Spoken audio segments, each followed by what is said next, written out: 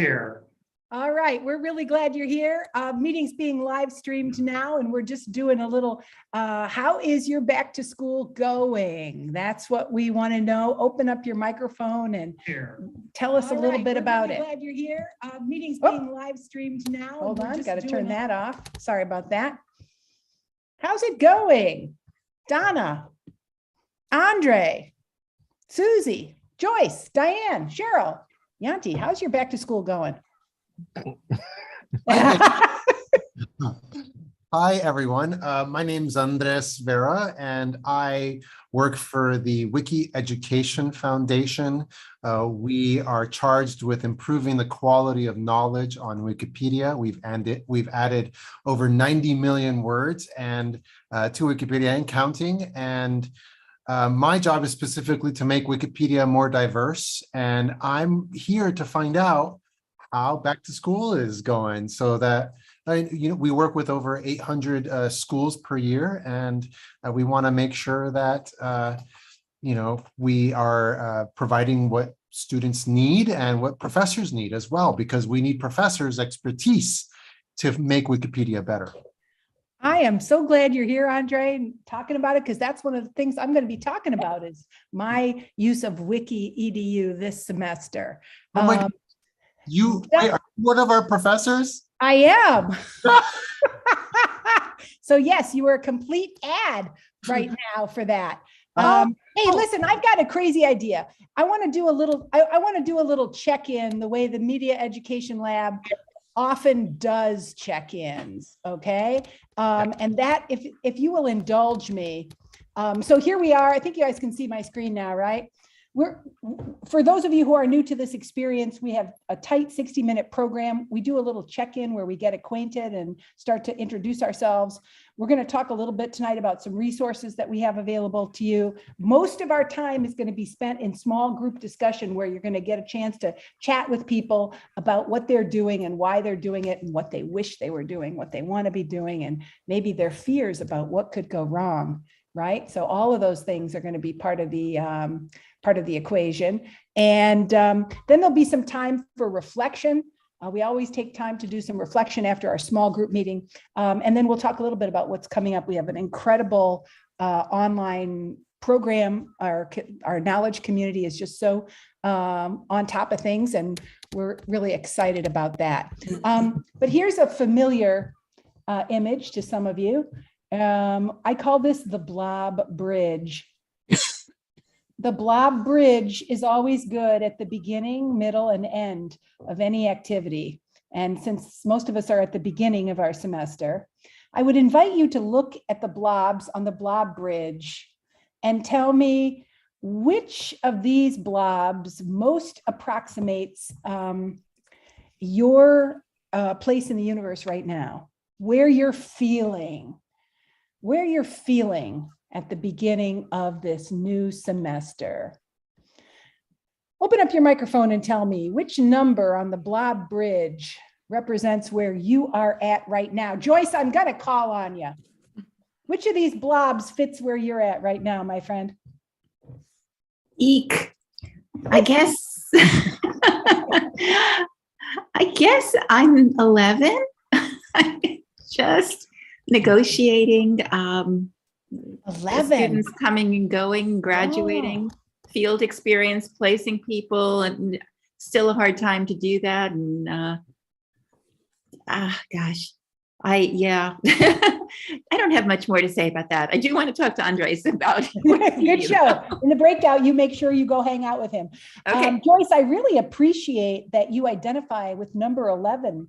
It's the beginning of the semester, but really many of us are full steam into it. So thanks for kicking us off. Thank you, Renee. Susie, will you go next? Where are you will you introduce yourself, please, and tell us where you are on the blob bridge? Susie Hiley, retired school librarian, great admirer of Joyce as well. So, and also you, Renee. I work for the Indiana Middle Level Education Association. I'm a 10. I think that's a question mark on top. I'm not sure which way to go. I still have my foot in libraries, but I also work with middle schools, and middle school often gets the short shrift of things. And the schools around here, I'm in Indianapolis. Many of ours have already been in for 6 weeks. They start at the end of July. So I'm like, which way do I go? Yeah, wow. Thank you so much for sharing that. That question mark over the head is like, now what? Which way do I go and why? Pamela, I'm going to call on you. Will you open up your microphone and tell us which of these creatures best fits where you're at the moment? Oh, I'm definitely a 20. I am right now the only research librarian at my small liberal arts college because 2 of them quit. We are well into the beginning of the semester, so I'm doing like 3 people's jobs. Oh my goodness. You're a saint, and thank you for being here tonight. Craig, which one of these creatures best fits where you're at the moment? Well, I think just being able to see your face on the screen, Renee, reminds me of the summer that I had. And I'm feeling 17. I had a great summer. I got to really rethink what I'm doing as a teacher and come back at my goals in a new sort of a way with a new sort of more global empowerment. And I am super excited to be here. Wow. I think I might want to quote you on that. I'm feeling 17, and he's pointing to the creature. Do you see the smiley face on 17? That's right. Well, now I got to talk to my guys. Love it. Love it. Philip, where are you on the Blob Bridge, my friend? Hey, I just commented, I was going for 17 as well, because last time I spent time hanging out with Renee Hobbs was when I had COVID the first time. Now I have COVID again. So that number 17 is smiling with arms wide open because I have a random fall break. And I was on a call yesterday. I'm going to be on just jumping on calls and seeing what's going on, pretending I'm an independent researcher and not a high school teacher. Oh, it's a nice thing to do, isn't it? Every once in a while. Taking care of yourself as a lifelong learner is what it's all about here at the Media Education Lab. If you got to make time for yourself as a learner, we're happy to have you as part of our learning community. Mic is open for anyone who wants to open their mic and tell me where you are on the Blob Bridge. Good evening. My name is Cheryl Ruslink. Can you hear me? Hi, Cheryl. Hello, good evening. I am also a high school teacher, Philip, so I can relate. And I'm definitely a number 1. I am watching Spidey from off, the side of the bridge. And I'm assuming you're Spidey as our leader. And so this is all very new to me. I'm taking some graduate level courses, and Professor Cook asked us to potentially engage in this, and my very first live YouTube Zoom webinar. So I'm excited to be here. Thank you. Oh, little applause. We're so happy you're here. Thanks for being here. Ed, how about you? Where are you on the Blob Bridge? Well, I think I'm looking at number 1. I'm I'm at the edge. It's a pleasure to be here, Renee. I've been doing what we call rewirement. I retired in 2020 from doing day-to-day work, but have continued to engage with individuals who are involved in digital media literacy through Children's Media Association and a couple of other organizations. So I'm really happy to be here just to sort of understand more about what people are experiencing at this point, and also to see how I can continue to grow and be part of a community of practice. Sweet. We are happy you are here. Hey, so listen, before we get into our discussion, we wanted to talk a little bit about resources that are available for you in your back to school zone. Yanti, do you want to talk a little bit about the Illinois Media Literacy Coalition and the new crosswalk that you developed? Sure. So it's an organization of 90 people in Illinois because of the law that was passed last year and going to come into effect actually like 2 weeks ago, that every high school need to teach media literacy. And in order to help teachers to see that the work that they're doing is already media literacy, we work for 6 months with a lot of different organizations, as you can see, and members to explain how media literacy standards relate to other standards. So the crosswalk is for Illinois, but is generalizable for others, working in social science standards, library standards, computer literacy standards, social emotional standards, and English language arts, the Common Core. So we connected and showed how it works. So everything is on the Illinois Media Literacy Coalition website. It's ilmlc.org at resources. Beautiful. Thank you so much for sharing. I'm going to try to put those links into the chat in just a second. Of course, we're also thrilled to introduce you to the Media Literacy smartphone cards and the free learning guide that goes with it. And I don't know if you've seen the love it or hate it cards. They are wonderful too. But here's the 30-second ad for the smartphone cards. Hey, check out the Media Literacy smartphone cards. Yeah, here's a set. This is a set of 200 for $60. It's a great teaching resource. It's an educational chart to help people learn how to, how to ask those critical questions about what you watch, see, and read. What a great resource for the classroom. Yeah, of course, I'll be starting the semester. With those smart phone cards with my graduate students, as I will the 2-page overview of digital and media literacy from my 2010 book, Digital and Media Literacy, A Plan of Action. And of course, Yanti and Julie Coiro and I took the marvelous model that we developed at the Summer Institute in Digital Literacy, and we made it into a kind of a, I don't know, it's like a professional development resource tool. If you're teaching teachers or leading a professional development workshop, you might check out these inexpensive, they're kind of glossy folders with some of the key ideas that we developed from the Summer Institute in Digital Literacy. Now, here's the open mic time. What resources are you interested in sharing or using this semester or telling us more about? Andre started us off by talking about Wiki EDU. We're going to talk a little bit more about that. But what other resources are you excited to share and learn more about? I can share one, Renee. I was going to let you know about a new publication called Expanding Literacy, Bridging Digital Storytelling into Your Classroom by Brett Pierce. I worked with Brett Pierce at Sesame Workshop for many years, and he does a series of different kinds of workshops to help people understand how to integrate standards-based approaches into literacy development and the concept of literacy. So I'll put that in the actual chat, but it goes along so well with the work that you've done and that you've helped to really guide the work that I know that I've been doing for several years. So hopefully you and Brett will get a chance to meet one of these days soon. We have. I'm so glad you mentioned that book. We're excited that Brett's going to be a featured presenter in the Media Education Lab a little later on this semester. So come back in October to learn more about Brad's work. That new book is really exciting. Anybody else have any resources that you'd like to share that you think the whole group might be interested in? Or something that just struck you that you encountered recently, maybe something you're going to be using this semester? I just found those love-hate cards. I put the link in the chat, so I'm scrolling through them right now and I'm thinking about those. You rock, Philip. I'm glad you found them. Thanks for putting the link in the chat. So, well, let's get right to it, shall we?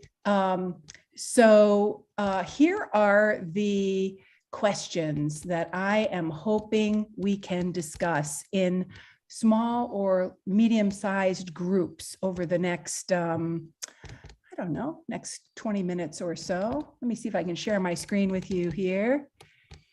There we go. I think you can see this now. These are the 3 questions that I'm hoping we can explore. What's a topic, activity, or assignment that you are looking forward to implementing this semester? What's a topic, activity, or assignment that you are ambivalent about or even dreading? And as a lifelong learner, what will you be taking time to learn more and think more about this semester? So there are the 3 questions for reflecting on that topic. And what I'd like to do right now is really just open up the breakout rooms. The rooms are open. If you'd like, you can go into a small group breakout room of your choice. And if you scroll down to the bottom of the screen, you'll see the breakout room there, and you can join one of those groups. You can join the elementary group, the middle school group, the high school group, the higher education group, the teacher education group, the media education lab, or the community group, right? And we're going to take about 10 minutes in these small groups to have some like more intimate conversations, and then we'll come back and share as a large group. Give me a thumbs up if you understand the task at hand. You have to pick a group. Just go stumble in there and meet a new friend. Where are the groups? Good show. Roll your cursor down to the bottom of the Zoom screen, and you'll see a thing that says breakout room. And if you don't see a breakout room sign, no, you don't see a breakout room, then just call out your preference, and I will assign you. It means if you don't see the breakout room sign, it means you have an older version of Zoom. You should update to get the latest version of Zoom. I update every day, it seems, but higher ed, if you can. Okay, I'll go for higher ed. Who's going into higher ed? Who said higher ed? Myself, Andres. Andres, you're going into higher ed. Who's next? Pamela, higher ed. Pamela, higher ed. Good show. Donna, higher ed. Beautiful. There you Joyce. go, Donna. Keep going. Joyce? Susie would like higher ed. Susie's going into higher ed. Hey, High school would like to claim Ed Green. If Ed Green would like to come with the high school folks. There we go. Good job, my friend. That's the way you play this game. I was trying to get my mic off to say high school. Okay. Good. Perfect. Okay, there are still some unassigned. Phil, where do you want to go? Craig, Joyce, Randall, Cheryl? Phil to high school. Phil to high school. Craig to high school. High school. Yeah. Joyce? Higher ed. Higher ed. And Randall? High school, please. Randall to high school. And Cheryl? High school, please. High school. Okay, there we go. All right. Have a great conversation. We'll see you back in the big room in about 10 or 12 minutes.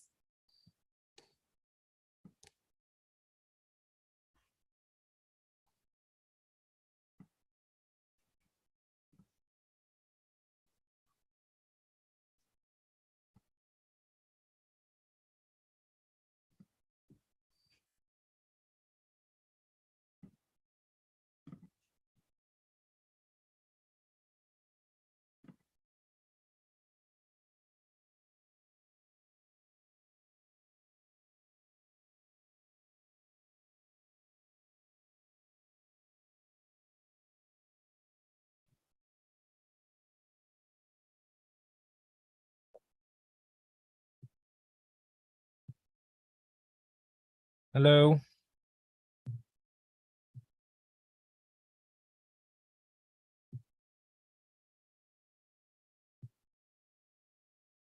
Hello, Wunsuk. We're in breakout rooms. There's basically two. One group is in higher education and one group is in high school. Which one would you prefer? Oh, hi. Yes, maybe higher ed. Higher education, no problem. So I'll put you. Thank you. I'll put you there. Wait a second. Why? I'm moving you to higher education. Here we go. Thank you very much. Sure.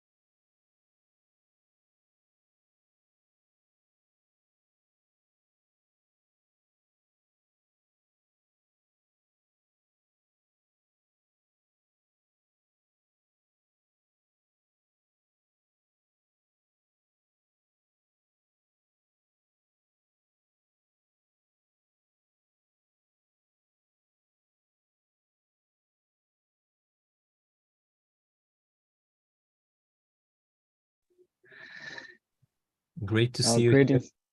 Yeah, great to see you again, Mr. Yasin. I'm now currently staying in Seoul, so maybe that. Oh, okay. Nice. Okay, cool. So you're still in New York? Nope, I'm in Chicago. Oh, Chicago. Okay. Wow. Okay, we are back. We're not all back, but we're getting there. We're almost all back. The high school room is still going strong there, but we're happy you're here.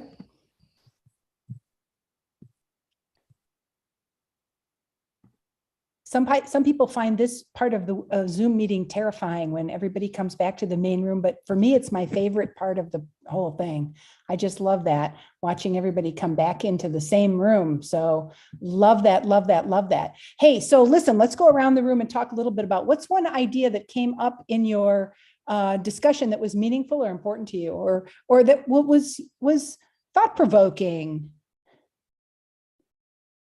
Everybody's on the hook for saying something. What do you want to share?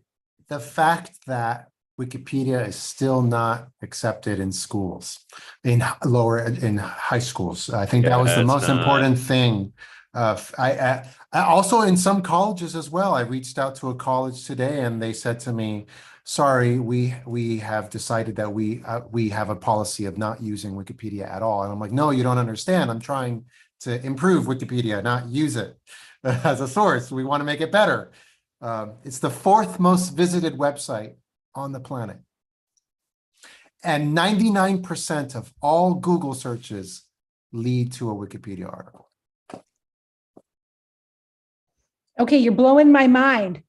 Thanks for sharing. Who's next? What was an insight that came up in your small group discussion that you want to think more about or report back to us?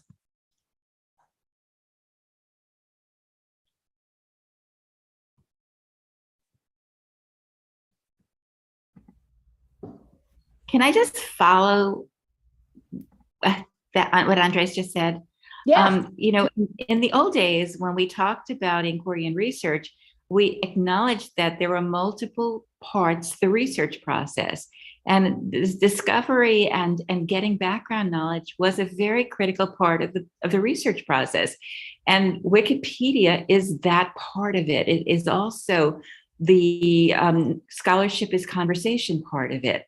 And so it plays a critical role. And for people to make these decisions about whether or not it's good in a binary way doesn't make sense, because in the old days, we always used that basic level thing. And I used to bring out heavy encyclopedias, and then there would be subject encyclopedias, and there would be books. But each of these played a very critical role in the research process. And why are we shaming one particular strategy or one particular stage? Yes, and I was also talking about Wikipedia, and actually the module that I created is called background information. And students are encouraged to use Wikipedia because some of them say, we were told in high school we can't use Wikipedia. And we just want to break them of that habit of just going straight to the scholarly source when they don't really know enough about the topic to go to that scholarly source.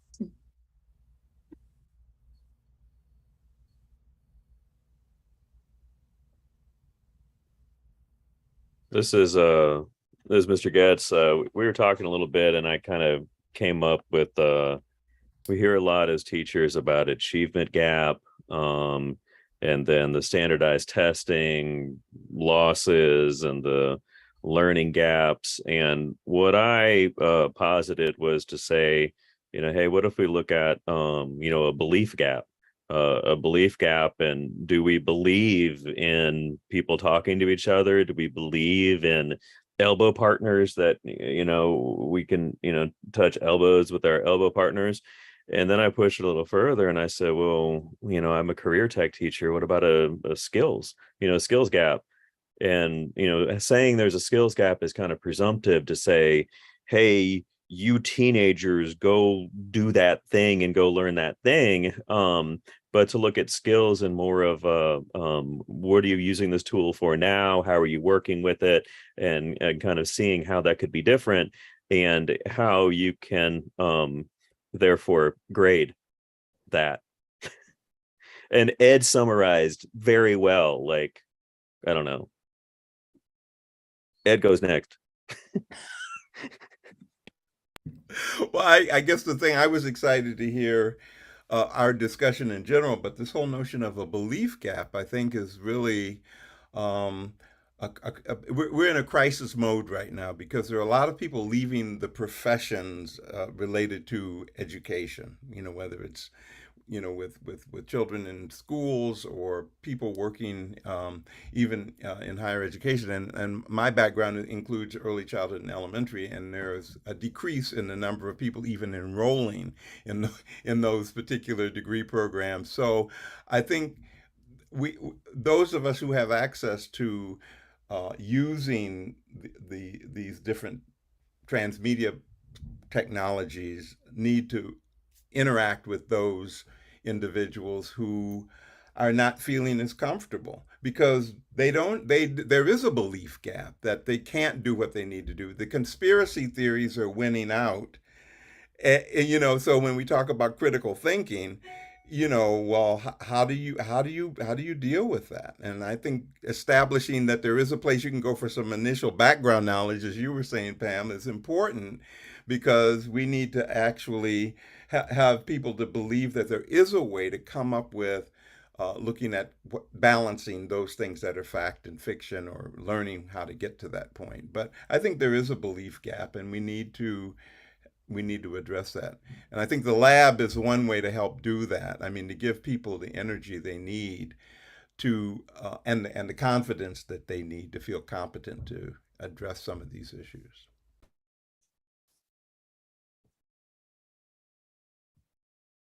The belief gap really resonates with me. It's how do we it's almost as if we have to lead from a place of love and patience with people who don't believe us or who might not believe us or people who have differing views from us. And it's it's sometimes hard when people are throwing around conspiracy theories. It's hard to sort of, you have to take a step back and really just lead and ask why a lot. And but there's no real way to do that other than to do it in person. It seems like we're communicating online is inherently difficult because you can just say what you want and not have to read what anyone else says.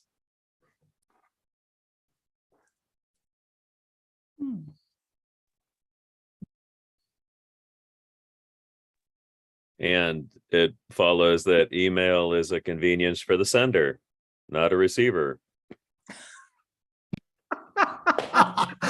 Yeah, totally. Oh God.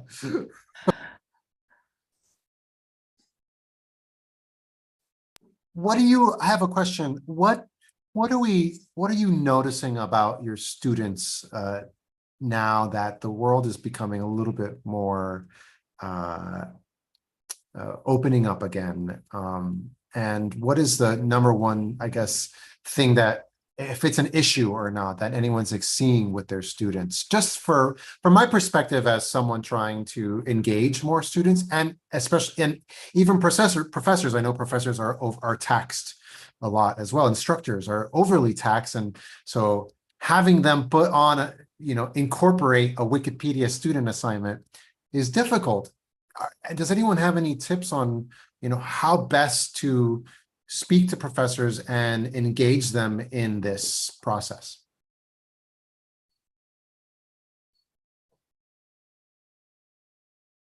Sorry, that was like a multi-part question. I'm thinking about the statistics that you gave to us during our breakout with 20% women and less than 1%, or less than 20% women and less than 1% persons of color. I think that's maybe your in with professors, right? If they, feel like that it's important for them to join the conversation. For those of you not on the higher ed room, less than 20% of the articles, biographies on Wikipedia belong to women. and less than, and when it comes to science biographies or STEM biographies, less than 1% of the articles belong to people of color. And we're working to change that. And at Wiki Education, though, I think it's something about 65% of our students are women, and a much larger percentage of our students come from minority backgrounds. And so we're really working to change that. There's big gaps to fill. Yeah, I think from my point of view, the biggest obstacle that you have, and that's for all educators, is whatever our existing attitudes are about Wikipedia are going to shape how we use it in the classroom. And so Woonsock says it's not considered a credible source, not going to point to it. I want students to see it as plastic and malleable. I want to see them as authors, right? This is a create to learn opportunity, the way I see it. But I think that faculty will have their own attitudes about Wikipedia, and that in a way that's the place to start with them, is adjust that. One of the ways that helped us is we had a Wikipedia editor come and speak to our group. You remember last year we did an event for the 20th anniversary. We did an online program, and a Wikipedia editor came and talked to us, and we were like, oh, once you meet somebody who, like, they do this for fun, you guys. They edit Wikipedia for fun, right? So once you appreciate that, it just gets a lot cooler. So I don't know. I might be crazy. Anyway. Go ahead. The benefits of people doing it just for fun, is that you remove bias. And no one gets paid to edit Wikipedia. That's the amazing part. And so we're working to remove bias from the equation, so that, so no one's misinformed. I'm sorry, How does volunteerism remove bias? You're saying, I just want to make sure I'm understanding what you're saying. You just said that volunteerism removes bias? No one gets paid.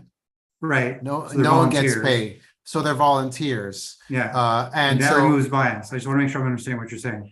I believe it does. It removes bias when someone is being paid. When someone's being paid to edit Wikipedia, there's going to be inherent bias, and I think everyone has. There's going to be more bias. Forgive me. Everyone has inherent bias. I'll just state that. But especially when no one gets paid, when someone gets paid, there's going to be more bias. So let me correct the record on that. So I'm seeing Craig nodding, wondering, this summer at the Summer Institute, we talked a lot about the shifting norms of authority and authenticity, and how the idea of expertise has become problematized now in the culture. And Wikipedia, I can't edit the Wikipedia entry on media literacy, you guys. They won't let me because I'm the expert. Right. So it is an interesting stance around the idea of who can be an expert. And that is a subject for a further conversation. But listen, here's the thing. I want to invite you to come back, because almost every week we have a great conversation with the crazy people who show up at these programs. And it is an amazing group. We come from all over the country and all around the world. And here's what's on tap for the rest of the month. Yanti, do you want to talk us through what's happening on September 19th? Sure. So a group of us of 90 people wrote together a book, just got it yesterday. So it's pretty exciting. 57 chapters about the future of media education. So this is kind of the inaugural webinar to talk about the major finding, and many of the authors will participate and kind of share of like, what did we find during this 2 years of work together. So that's on next Monday, September 19th. And then September 22nd, we have a special webinar of the Illinois Media Literacy Coalition to talk about all the resources that, again, are for Illinois, but can be applicable for anywhere else, and to talk about the process and how is that going to further education. And then Renee, September 29. On September 29th, Joanna Burkhart, who's an academic librarian at the University of Rhode Island, she just wrote a new book on teaching media literacy, and she approaches the problem as an academic librarian. So we're going to talk about academic librarians and their leadership role in media literacy. So listen, I want to give a great big thank you to everybody who came. Sometimes when we do these programs, we don't have a speaker, we don't have an agenda. The conversation just emerges organically from the people in the room, and you stepped up to the plate for this tonight. So I am super grateful. I want you to have a great back to school wherever you are, whether you're just starting off on the bridge, whether you're in the middle of the bridge, whether you're hanging on by your toenails. Know that your friends at the Media Education Lab are with you. Hopefully we'll see you next week. Thanks for coming, you guys. Bye-bye. Bye-bye.